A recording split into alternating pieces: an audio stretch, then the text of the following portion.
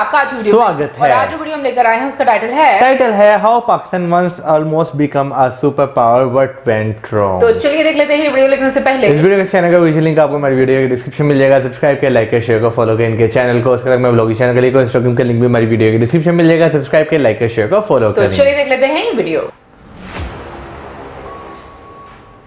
Dollar के मुकाबले पाकिस्तानी रुपया लगातार गिरता जा रहा है। Pakistan Premier once again called his country a beggar state. ये सब सुन के आपके दिमाग में सबसे पहले क्या आया?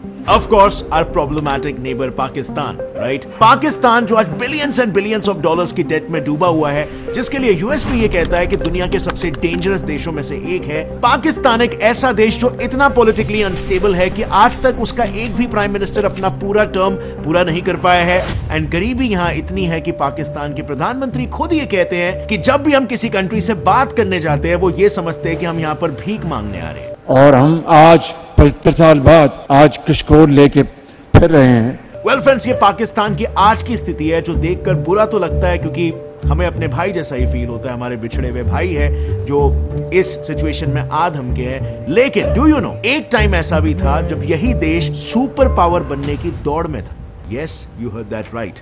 इनफैक्ट यूएस, सेंट्रल एशिया, अरब कंट्रीज, ये सब पाकिस्तान को सुपर पावर बनाने में उसका साथ दे रहे थे। कोऑपरेशन इतना हाई था। वेल, आप में से बहुत ही कम लोगों को पाकिस्तान के इस दौर के बारे में पता भी होगा। सुपर पावर बनने का सपना पाकिस्तान आजाद होते ही देखने लगा था, क्योंकि उसके लिए उसका सबसे बड़ा हथियार था रिलीजन। आजाद होते ही पाकिस्तान इस्लामिस्तान बनने के सपने देखने लगा था।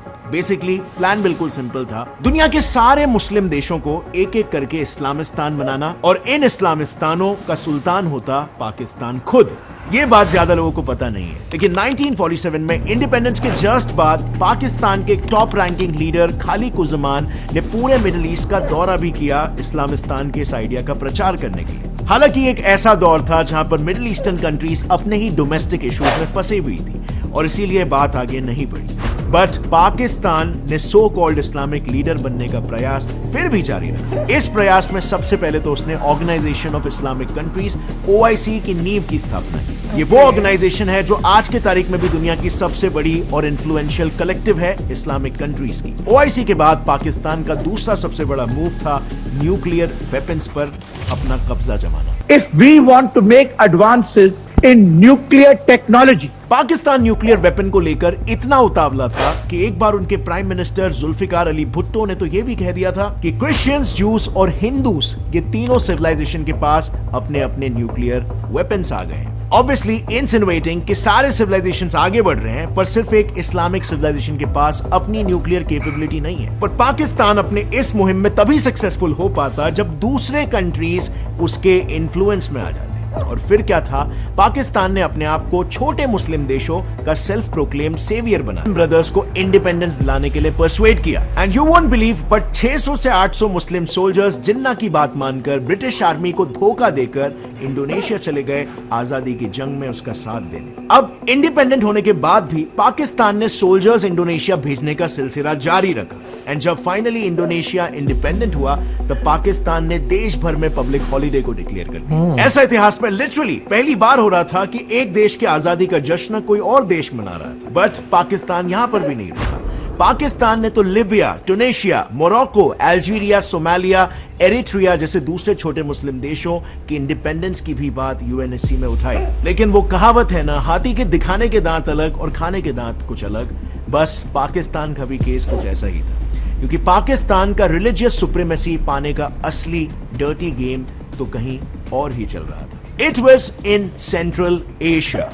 अब ये गेम चलो अलग है, लेकिन पाकिस्तान खुद अपने लोगों को गेम खेलने से रोक रहा है। पाकिस्तान में रोजाना के लगभग 3 करोड़ लोग गेम्स खेलते हैं और उनमें से अर्न कितने कर रहे हैं? ना के बराबर। और वहीं पर अगर मैं इंडिया की बात करूं तो यहां पर 15 करोड़ से भी ज्यादा लोग गेम्स खेलकर पैसे कमा रहे हैं। अब अगर आप भी इस कम्युनिटी का हिस्सा बनना चाहते हो, then let me suggest you India's largest casual gaming platform Zupee, जहां पर 70 मिलियन से भी ज्यादा प्लेयर्स मौजूद हैं। इस पर आप लूडो सुप्रीमो, लूडो निंजा, सांप सीढ़ी जैसे गेम्स खेलकर अर्न कर सकते हो। प्लस बचपन का फेवरेट गेम ट्रम्प कार्ड खेलकर भी 10 मिनट में 10 लाख के कैश प्राइजेस जीत सकते हो। और अगर आप क्रिकेट के फैन हो तो बनाओ अपनी टीम IPL के 11 बेस्ट परफॉर्मिंग प्लेयर्स से और फिर अपने क्रिकेट के ज्ञान की मदद से सिलेक्ट करो अपना कैप्टन और वाइस कैप्टन फिर चैलेंज करो अपने अपोनेंट को और फिर जिसका स्कोर अच्छा आएगा वो जीत जाएगा। जैसे आप देख सकते हो यहाँ पर मैं 40,000 जीत गया, वो भी सिर्फ 10 मिनट में। और हाँ, विनिंग अमाउंट को विड्रॉ करना अपने बैंक अकाउंट में काफी इजी है। तो देर किस बात की है, जाओ डिस्क्रिप्शन लिंक से डाउनलोड करो ज़ूपी ऐप और पाओ 10 रुपीज का साइन अप बोनस, बिल्कुल फ्री और फ्लैट 30% का कैशबैक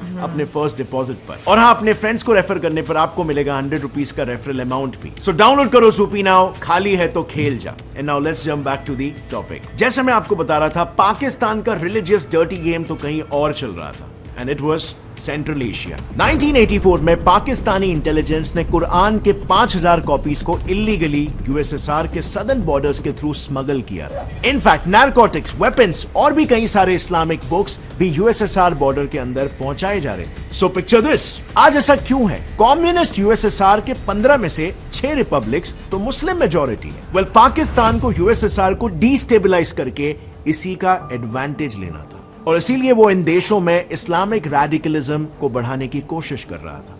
लेकिन just imagine things over here, USSR वो टाइम का एक सुपर पावर था और पाकिस्तान शेर के मुंह में सीधा हाथ डाल रहा था। इतना वो टाइम पे पाकिस्तान की डेयरिंग थी। अपने इस मकसद में सक्सेसफुल होने के लिए उसने मुजाहिदीन टेररिस्ट को भी सेंट्रल एशियन स्टेट्स में एक्सपोर्ट करना शुरू कर दिया। उसने Islamic union of the northern people of Afghanistan नाम की एक सीक्रेट ऑर्गेनाइजेशन भी बनाई, जिसका हेडक्वार्टर पेशावर में था और इसका मिशन था सोवियत के मुस्लिम्स को आजाद कराना।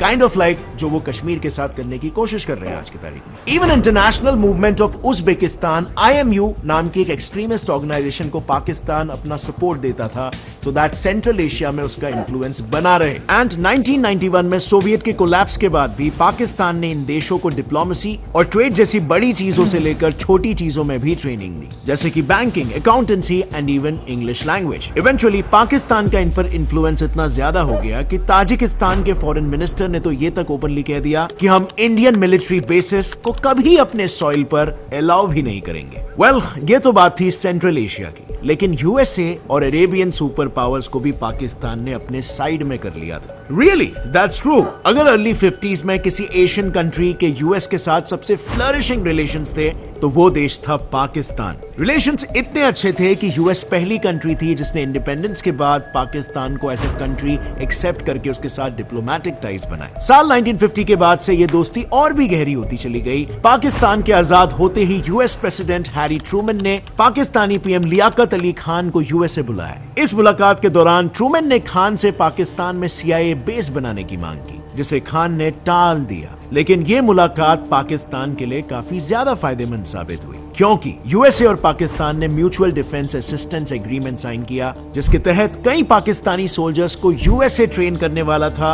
और यूएसए ने military assistance advisory group MAG को रावलपिंडी में एस्टैब्लिश कर दिया। और इस मुलाकात के बाद अगले 4 सालों तक कई टॉप पाकिस्तानी ऑफिशियल्स यूएसए गए और हेवी यूएस एड्स पाकिस्तान को मिलते रहे। पाकिस्तान ने तो यूएस आर्मी को अपना पेशावर एयर स्टेशन लीज पर भी दे दिया ताकि वो वहां से रशिया पर नजर रख सके। इस दोस्ती से खुश होकर 1960s में यूएसए ने पाकिस्तानी पीएम आयूब खान को बुलाकर उनका कुछ ऐसा बहुत ही शानदार स्वागत किया। इस मुलाकात के बाद पाकिस्तान की एशिया में पोजीशन इतनी स्ट्रांग हो गई थी कि जुलाई 1971 में यूएसए और चाइना के बीच डिप्लोमेटिक टॉक्स पाकिस्तान ने शुरू करवाए थे। कोल्ड वॉर के दौरान पाकिस्तान यूएस का एक मेजर एलाय बन गया। इन दोनों कंट्रीज में कोऑपरेशन इतना बढ़ गया कि साल 1979 से 1988 के बीच पाकिस्तानी इंटेल एजेंसी ISI और अमेरिकन इंटेल एजेंसी CIA ने साथ मिलकर यूएसएसआर के खिलाफ बिलियंस ऑफ डॉलर्स के मिशंस किए और 1987 तक तो पाकिस्तान यूएस से इतना एड ले चुका था कि वो इजराइल के बाद दूसरा सबसे बड़ा एड रिसिपिएंट बन गया था। और ऐसे ही बीतते सालों के साथ पाकिस्तान और अमेरिका की दोस्ती एकदम मजबूत होते जा रही थी। इस दोस्ती का पाकिस्तान को भरपूर फायदा हो रहा था। पाकिस्तान बहुत ही खुलकर यूएसए की मदद ले रहा था। लेकिन फिर साल 2001 में यूएस में 9/11 का आतंकी हमला हुआ। अब इस बार यूएस को पाकिस्तान की मदद की जरूरत थी। वो इस हमले के सूत्रधार ओसामा बिन लादेन को पकड़ना चाहते थे और बस अपने दोस्त की मदद करने में पाकिस्तान जुट गया। शुरू में पाकिस्तान ने तालिबान और अलकायदा के मेंबर्स के साथ बात करके ओसामा को हैंडओवर करने की डील करने की कोशिश की, लेकिन इस नेगोशिएशन के फेल होने के बाद पाकिस्तान ने अपने सारे एयर बेसेस को यूएस फोर्सेस के लिए ओपन कर दिया ताकि वो अलकायदा पर हमला कर सके। इस इतनी बड़ी मदद के बदले यूएस ने पाकिस्तान पर लगाए सारे पुराने सैंक्शंस हटा दिए और 2003 में तो इस मदद के बदले यूएसए ने पाकिस्तान को दिए लोन्स में से $1 बिलियन ऐसे ही माफ कर दिए। But Pakistan didn't stop there, क्योंकि मिडिल ईस्ट रीजन में भी पाकिस्तान की बहुत अच्छी पकड़ थी, या यूं भी कहा जा सकता है कि पूरा रीजन पाकिस्तान के स्ट्रॉन्ग इन्फ्लुएंस में था। इस पूरे मिडिल ईस्ट में एक एक कंट्री का पाकिस्तान मदद कर रहा था, जैसे कि यूएई। 1968 में आजादी के तुरंत बाद यूएई के राजा ने पाकिस्तान से उनके आर्मी को ट्रेनिंग देने की मदद मांगी, जिसके बाद अगले कुछ सालों तक पाकिस्तानी सोल्जर्स ने यूएई आर्मी को कमांड किया और यूएई आर्मर ट्रेनिंग स्कूल में ट्रेन किया। इनफैक्ट पाकिस्तान के एयर कमोडोर सादरुद्दीन यूएई एयरफोर्स के पहले एयर स्टाफ चीफ बने। अगले 10 सालों तक पाकिस्तान यूएई का स्मॉल आर्म्स सप्लायर रहा और यूएई की तरह ही सऊदी अरेबिया में भी पाकिस्तान का इंपॉर्टेंट रोल रहा। सऊदी के रॉयल एयरफोर्स को खड़ा करने में पाकिस्तान का सबसे बड़ा हाथ था, इतना बड़ा कि सऊदी को अपना पहला जेट पाकिस्तानी सपोर्ट की वजह से मिला था। इनके सऊदी के साथ इतने अच्छे रिलेशंस हो गए थे कि 1998 न्यूक्लियर टेस्ट के वर्ल्ड सैंक्शंस के बाद सऊदी ने पाकिस्तान को डेली के 50,000 बैरल ऑयल फ्री सप्लाई किए। इन कंट्रीज के अलावा कुवैत, कतार और बहरीन की मिलिट्री एस्टैब्लिश करने में भी पाकिस्तान का मेजर रोल था। एंड माइंड यू 1970s के अरब वॉर में भी पाकिस्तानी फोर्सेस का मेजर इन्वॉल्वमेंट था और इस वॉर में कहीं किसी कंट्री के लिए उनके सोल्जर्स टैंक चला रहे थे तो कहीं पर फाइटर जेट्स उड़ा रहे थे। And not just Arab war, middle east countries के बायलैटरल वॉर जैसे कि इराक कुवैत वॉर में भी पाकिस्तानी सोल्जर्स ने कुवैती टैंक बटालियन को चलाया था। Now friends, I totally agree and I know आपके लिए ये सारी चीजें न्यू रहेगी, बिकॉज आई एश्योर यू आप में से बहुत ही कम लोग जानते रहोगे कि पाकिस्तान इस लेवल पर जियोपॉलिटिकल इन्फ्लुएंस होल्ड कर रहा था एक टाइम पे। बट अब आता है मेजर सवाल कि पाकिस्तान के जब सारे तारे चमक रहे थे तो आखिर ऐसा क्या हुआ कि वो इतनी बुरी तरीके से फेल हो गया? वेल फ्रेंड्स, बात ये है ना, इतना अच्छा इन्फ्लुएंस होने के बावजूद भी पाकिस्तान इस इन्फ्लुएंस को बिल्कुल भी लेवरेज नहीं कर पाया।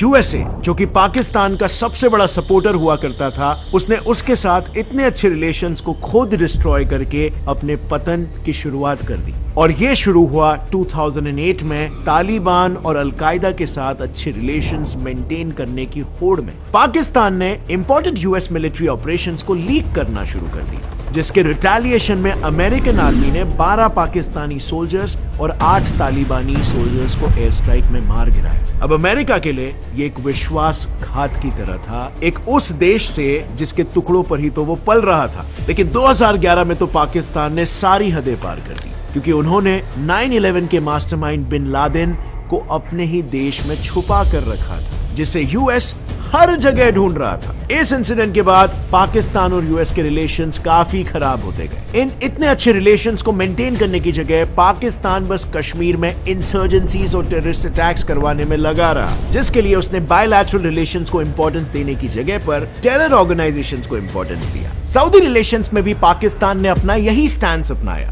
यमन वॉर के दौरान जब सऊदी को उसकी जरूरत थी तब उसने हाथ खड़े कर दिए, लेकिन वही बात जब इंडिया में रेडिकलाइजेशन फैलाने की हो तब पाकिस्तान पीछे नहीं हटा। इसी वजह से अब सऊदी भी स्पेसिफिकली कश्मीर इशू पर पाकिस्तान के लगातार मदद मांगने के बावजूद भी पीछे हट रहा है। पाकिस्तान को 2004 से अकेले यूएस से ही इतनी फॉरेन एड्स हासिल होने के बावजूद भी उनका जीडीपी लगातार 10 साल तक गिरता रहा। बट वहीं टेररिज्म 2004 से एक्सपोनेंशियली ग्रो हो रहा है। और इसीलिए फ्रेंड्स, आज के तारीख में हालत कुछ ऐसी हो गई है कि कल तक जो कंट्री सुपर पावर बनने के ख्वाब बुन रही थी, आज उसकी हालत ये हो गई है कि वो 3 टुकड़ों में बंटने की कगार पर आ गई है। पाकिस्तान ने जो फंडिंग्स एक्सट्रीमिस्ट और टेरर ऑर्गेनाइजेशंस को फंड करने के लिए लगाए, वही फंडिंग्स को अगर उसने इकोनॉमिक डेवलपमेंट में खर्च किया होता तो आज पाकिस्तान की हालत डेफिनेटली कुछ अलग होती। लेकिन फ्रेंड्स, आज मामला तो ये हो गया है कि पाकिस्तान 3 टुकड़ों में बंट सकता है, और इसके बारे में मैंने एक वीडियो ऑलरेडी बनाया है, जिसे आप यहाँ पर क्लिक करके देख सकते हो। बहुत ही इंटरेस्टिंग पर्सपेक्टिव से आपको समझ में आएगा कि पाकिस्तान में क्या क्या इंटरनल प्रॉब्लम्स चल रहे हैं। और अगर आपको इस वीडियो से कुछ भी नया सीखने मिला, एक लाइक जरूर ठोकना। Gets it by fact channel को अभी सब्सक्राइब कर लो और बेल नोटिफिकेशन दबाओ, ताकि आगे आने वाली ऐसे इंटरेस्टिंग और नॉलेजेबल वीडियोस आप कभी भी मिस ना कर सको। और हाँ फ्रेंड्स, जाने से पहले ज़ूपी को चेकआउट करो और ₹10 साइन अप बोनस पाओ, फ्लैट 30% के कैशबैक के साथ और ₹100 तक का referral bonus. Link is in the description. Stay curious friends, keep learning and keep growing. जय हिंद। भाई अब आकर ना मुझे जो है ना, जो पॉलिटिक्स है ना, वो एक बहुत कॉम्प्लेक्स चीज लगती है। समटाइम्स समझ ही नहीं आता कि भाई कब क्या हो रहा है, कब क्या हो रहा है, क्योंकि हम जब रात को सोते हैं तो हमें कुछ और न्यूज़ जो है सोने से पहले मिल रही होती है, जब हम सुबह उठते हैं तो एक अलग जो है न्यूज़ सुनने को मिलती है, समझ नहीं लगती है पॉलिटिक्स जो वो चल कैसे रही है। जहां तक मैं अंडरस्टैंड कर पाई हूँ चीज़ों को, मुझे लगता है कि जितनी भी पॉलिटिक्स होती है उसमें अगर आपको एक सुपर पावर बनना है या आपको एक अच्छे तरीके से अपनी कंट्री को प्रोग्रेस करना है तो आपको अपने नेशनल इंटरेस्ट जो है वो सबसे ऊपर रखने पड़ेंगे। आज के वीडियो में हम लोगों ने जितनी भी फुटेजेस देखी और जो एक कॉन्टेक्स्ट देखा हमारे लिए काफी ज्यादा नया था, क्योंकि हमें इतनी चीजों के बारे में आइडिया नहीं था। इवन इंडोनेशिया वाला जो था वो भी मेरे लिए वो तो बहुत नया था ना, क्योंकि मैंने कभी इसके बारे में नहीं सुना। फिर सेंट्रल एशिया में किस तरह से एक टाइम पर अपना एक इन्फ्लुएंस बनाने के लिए क्या क्या किया, जो भी चीजें थी अमेरिका के साथ, वो सारी चीजें भी काफी हद तक मेरे लिए नहीं थी। मतलब अमेरिका के साथ जो टर्म्स हैं और जो एड मिलती रहती थी, सपोर्ट मिलती रहती थी, वो तो कहीं ना कहीं पर आपको पता होता है, लेकिन जो बाकी सारी चीजें थी स्पेशली सेंट्रल एशिया की, वो मेरे लिए काफी ज्यादा नहीं थी। मैं एक बात सोचती हूँ, मुझे जो पाकिस्तान की सबसे बड़ी गलती लगती है वो ये लगती है कि इन लोगों ने जो एक गोल्डन टाइम था या जो गोल्डन अपॉर्चुनिटी थी उसको वाकई में आगे नहीं बढ़ाया उस तरीके से, यानी कि अपनी कंट्री में लोगों को और जो अपनी कंट्री की डेवलपमेंट में इन लोगों ने इतना ज्यादा काम नहीं किया। हालांकि जहां तक मुझे पता है कि 80s में इतनी ज्यादा इनको एड मिली थी, यानी कि अभी तो खैर इनको $10 बिलियन मिले हैं, तो उस टाइम पर मैंने सुना है कि 30+ समथिंग बिलियन डॉलर्स उस टाइम पर मिले थे अमेरिका से। तो अगर ये लोग चाहते तो कुछ बेहतर कर सकते थे, अपने मुल्क में नई इंडस्ट्रीज जो है वो लगवा सकते थे, लोगों को एजुकेट कर सकते थे। बट आई थिंक इनका मुझे वेन बड़ा शॉर्ट लगा। मतलब जितने भी लीडर्स, उनका ये लगा कि रिलीजन के चक्कर में ऐसे लोगों को घुमाओ। शायद उन लोगों को ये नहीं पता था कभी भी कि आने वाला टाइम जो है वो इतना एडवांस हो जाएगा, टेक्नोलॉजी इतनी ज्यादा हो जाएगी कि लोगों से चीजें छुपाना बहुत मुश्किल हो जाएंगी। और स्टिल मुझे लगता है कि ये प्रॉब्लम जो है कहीं ना कहीं पर हम लोग देखते हैं कि डिफरेंट लीडर्स जो हैं वो अपने भाषण में रिलीजन को लपेट कर लोगों को वो एक हम कहेंगे कि मैनिपुलेट करते हैं, उनका माइंड डाइवर्ट करते हैं।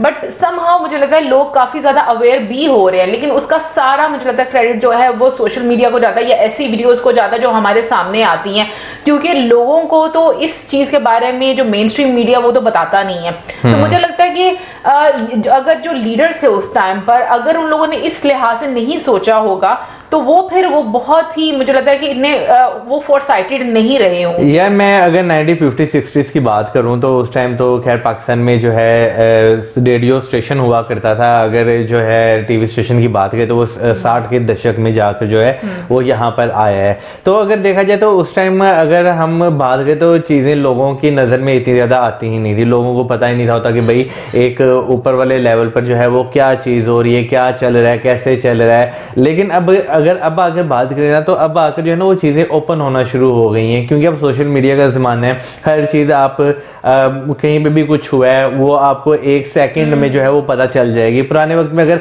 अपने मुल्क के अंदर या बात करें कोई चीज होती थी आपको जो है कई दिनों बाद जाकर भाई उसकी इंफॉर्मेशन पता चलना शुरू होती थी, अच्छा ये हुआ है, इस तरह हुआ है। लेकिन अब इस तरह नहीं है, दुनिया बहुत बदल चुकी है। इस चीज से मैं एग्री करूंगा कि पाकिस्तान को जिस तरह जो है एक कह लें कि कॉर्पोरेशन ही आप कह लें, ठीक है ना, एक कॉर्पोरेशन जिस तरह हासिल था, अगर पाकिस्तान उससे एक अच्छे तरीके से लेकर चलता तो पाकिस्तान जो है एक बहुत डिफरेंट इमेज जो है वो अपनी बना सकता था। लेकिन अनफॉर्चुनेटली मैं बात करूं तो जितने भी लीडर्स हमें मिले हैं वो इस तरह के मिले हैं कि भाई उन्होंने मेरा नहीं ख्याल कि पब्लिक के इंटरेस्ट में जो है वो कोई काम किया है। ऑन द अदर साइड हम जब देखते हैं अरब कंट्रीज को देखते हैं, भाई जो कभी किसी जमाने में रेगिस्तान हुआ करता था, अभी अगर अब आप जाकर आप देखें आपको लगेगा ही नहीं कि भाई कभी यहाँ पर जो है वो कुछ यानी कि रेगिस्तान था। यानी कि इतनी डेवलपमेंट उन्होंने की, इतनी तरक्की की, अपने लोगों को खुशहाली दी। वैसे मैं ये कहूंगी कि पब्लिक इंटरेस्ट एक साइड पर, सबसे पहले कंट्री का इंटरेस्ट जो है वो होना चाहिए कि हमारा मुल्क कैसे आगे बढ़ेगा। इस चीज के बारे में कभी किसी लीडर ने नहीं सोचा और सबने सिर्फ अपनी जेब भरने के लिए जो है वो चीजें मैं कहूंगी कि सारे बिजनेस आप बाहर अपने दूसरे कंट्रीज में कर रहे हो, इन्वेस्टमेंट आप दूसरे कंट्री में कर रहे हो, तो जो आपकी कंट्री में इन्वेस्टर कैसे आएगा जब उनको ये पता होगा कि इस कंट्री के लीडर जो है वो खुद अपने कंट्री में बिजनेस नहीं कर रहे। लेकिन जहां तक हम लोग देखते हैं वाकई में, जैसे मौजम ने यूएई का एग्जाम्पल दिया, तो दुबई ने 50 ईयर्स अभी मतलब कुछ एक साल पहले आई थिंक उसने सेलिब्रेट किया 50 इसकी सॉरी इंटरप्ट कर रहा हूँ, बाद आप 1990s की पिक्चर्स देख लें दुबई की और अब की आप देखें, आपको ह्यूज डिफरेंस मिलेगा। कहने का ये कि 50 साल का जो उनका एक गोल था कि हमने ये गोल सेट किया है और हमने क्या क्या अचीव करना उन्होंने किया, और आयरनी ये है कि हर किसी को ट्रेन इन लोगों ने किया है और बाद में अभी इनकी हालत ऐसी हो गई है कि ये दूसरों पर डिपेंड कर रहे हैं। इवन के क्या नाम लेते हैं, ये भी हमें यहाँ पर ये भी चीज जो है वो जानने को मिलती है कि एमिरेट्स को जो है उसमें भी ट्रेन करने वाला PIA का, हाँ, यानी कि क्रू उसमें शामिल था, यानी कि PIA शामिल थी एमिरेट्स का जो क्रू है उसको ट्रेन करने में।